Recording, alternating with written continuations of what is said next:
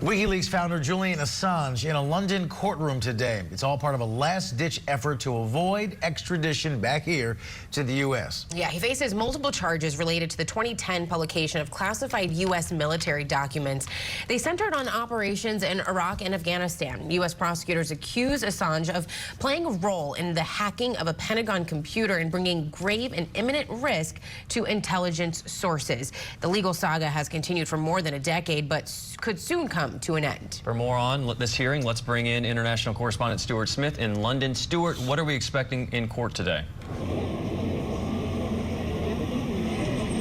Well, the default position here is that the UK government should extradite Julian Assange to the United States because the US wants him on espionage charges. What the supporters of Julian Assange and his lawyers need to prove to this court is that there are grounds for an appeal. There will be grounds for an appeal if they can show that the case against Julian Assange in the United States is politically motivated, such as if they believe that the United States is only charging Julian Assange because of the embarrassing and criminal leaks that suggested the US military had engaged in illegal activity in Iraq, but also the lawyers for Julian Assange could try to make the argument as well that if he were extradited to the US, then he would suffer mentally and physically, with his wife Stella Assange repeating again today that there is every chance he may try to kill himself in prison due to what the lawyers describe as the tortuous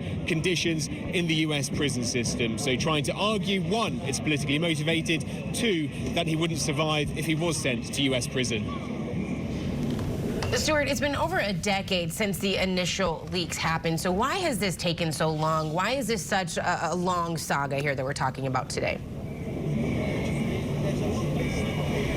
Initially, it was because Julian Assange sought asylum in the Ecuadorian Embassy here in London when he found he was wanted on sex crimes charges by Sweden. Now, Julian Assange's supporters say that was all politically motivated as well, an attempt to have Assange arrested in order that he be extradited to the United States. But he was holed up there in that embassy for 7 years. When he was eventually kicked out by the embassy, he was then immediately taken into British custody for 5 more years. 5 years because throughout all of this process there have been appeals after appeal after appeal trying to stop Julian Assange, his lawyers and supporters being extradited to the US. And this is just the latest appeal, but people here talking about it possibly being the final one, because if judges here in London today decide that Julian Assange does not have grounds for another appeal, he could be very soon sent to the US. But there is one final option. They could appeal to the European Court of Human Rights, no longer in UK jurisdiction,